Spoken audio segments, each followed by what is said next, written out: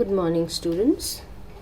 The next question of exercise 8.2 is you are given a rhombus ABCD. P, Q, R, S are respectively the midpoints of AB, BC, CD and DA, and you have to prove that PQRS is a rectangle. सबसे पहले तो हम AC को join कर देंगे और जैसे हमने क्वेश्चन नंबर 1 में PQRS को पैरेललोग्राम प्रूव किया था वो हमें पहले इसमें भी प्रूव करना है।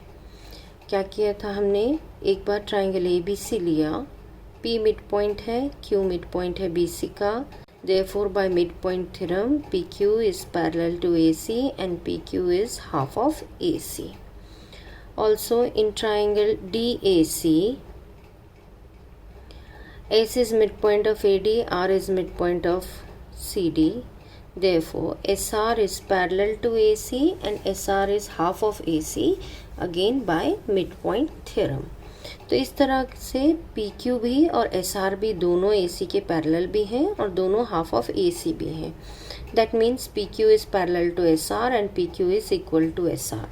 Since one pair of opposite sides of this quadrilateral PQRS is equal and parallel, therefore it becomes a parallelogram. Now next important thing is that you have to prove this parallelogram to be a rectangle. किसी भी parallelogram को rectangle prove करने के लिए हमें उसका कोई भी एक एंगल 90 प्रूव करना है। आपको पता होना चाहिए कि हमें जो प्रूफ करना है वो रिजल्ट मिलेगा कैसे। तो अगर हम एक एंगल PQRS का 90 प्रूफ कर देंगे तो पैरेललोग्राम PQRS रेक्टेंगल बन जाएगा। अब यहाँ देखिए हम ट्राइंगल लेते हैं PBQ और QRC। इसमें देखिए पहले PBQ में देखिए, क्योंकि AB और BC बराबर है और P and Q उनके मिड पॉइंट्स हैं तो PB और BQ भी बराबर हो जाएंगे। नाउ इन ट्राइंगल PBQ, क्योंकि PB और BQ बराबर है तो देयरफॉर एंगल BPQ और BQP ये दोनों एंगल्स भी बराबर हो जाएंगे, angles opposite to equal sides of a triangle, और इनको हमने ले लिया X एंड X।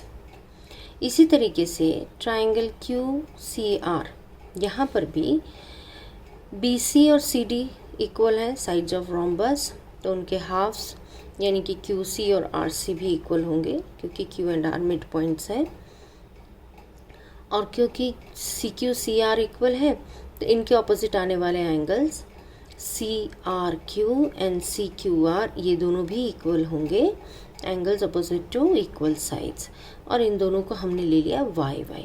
ध्यान रखिए ये X लेंगे और ये Y लेंगे, ये दोनों एंगल्स किसी भी तरीके से हम इक्वल नहीं मान सकते। अब आप जानते हैं कि bye angle sum property angle B कितना हुआ, X plus B plus X 180 होता है, तो एंगल B हो गया 180 माइनस 2X।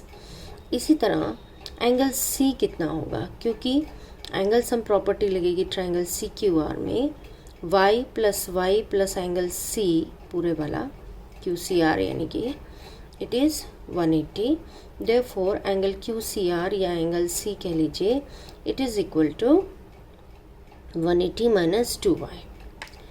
पर हम जानते हैं क्योंकि ये रोम्बस है, रोम्बस एक पैरेललोग्राम ही होता है, तो एंगल B और एंगल C जो है रोम्बस ABCD के, इनका सम होना चाहिए 180 क्योंकि ये को इंटीरियर एंगल्स हैं। इसको सब्स्टिट्यूट कर देते हैं, B की जगह पे लिख देंगे हम 180 माइनस 2X और C की जगह पे लिख देंगे 180 माइनस 2Y। देखिए इस तरीके से, and this sum is equal to 180। 360 minus ये 180 इस तरफ आ गया, 2X भी इधर चला गया, 2Y भी इधर चला गया, 180 is equal to 2 into x plus y, और x प्लस वाई इज़ 90। ठीक है, अब हमें x प्लस वाई 90 मिल गया। अब यहाँ देखिए ये वाला एंगल x और एंगल PQR और ये वाला एंगल y, ये तीनों मिला के स्ट्रेट लाइन बनती है एंगल BQC। तो इन तीनों का सम कितना होना चाहिए, 180। x plus angle PQR plus y should be equal to 180। That means x plus y को हमने यहाँ से सब्सटीट्यूट कर दिया 90, तो angle P Q R plus 90 is equal to 180 और angle P Q R is equal to 90। ठीक है ना, ये क्योंकि ये स्ट्रेट लाइन है तो ये टोटल 180 होना चाहिए। That is what we have used here. B Q P plus P Q R plus R Q C is 180 and so x plus P Q R plus y is 180 and in this way we get P Q R is 90। अब क्योंकि एक angle parallelogram का 90 degree का हो गया तो ये बन गया रेक्टेंगल। सिमिलरली क्वेश्चन नंबर 3 में क्या है, आपको ए बी सी डी एक रेक्टेंगल दिया हुआ है, ठीक है, और उसके वही mid points P Q R S दिए हुए हैं। उनको ज्वाइन करते हुए क्वाड्रिलेटरल को अब आपको बताना है कि ये क्वाड्रिलेटरल एक रोम्बस है। वही जिस तरह हमने पहले क्वेश्चन नंबर 1 और क्वेश्चन नंबर 2 में पी क्यू आर एस को एक पैरेललोग्राम प्रूव किया, वो तो आप अपने आप फिर से इसमें करेंगे ही। ठीक है, तो उसके लिए आपको AC ज्वाइन करना पड़ेगा, कंस्ट्रक्शन लेनी पड़ेगी एंड देन अगेन जैसे हमने पहले किया था, एक बार ABC ट्राइंगल में P and Q mid points हैं तो PQ parallel to AC half of AC। एक बार ADC ट्राइंगल में S and R mid points हैं तो SR parallel to AC half of AC। SR is equal to PQ and parallel to PQ, therefore PQRS is a parallelogram.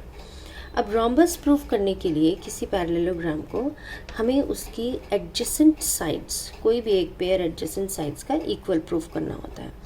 अब हम triangle ले लेते हैं STR और QCR। देखिए AD और BC बराबर हैं क्योंकि अपोजिट साइड्स ऑफ रेक्टेंगल हैं।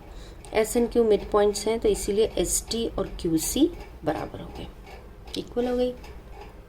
इसी तरह DR और RC भी इक्वल हो गई क्योंकि R मिड पॉइंट है, और क्योंकि ये ABCD रेक्टेंगल था तो ये एंगल D 90 और एंगल ये वाला भी 90 QCR।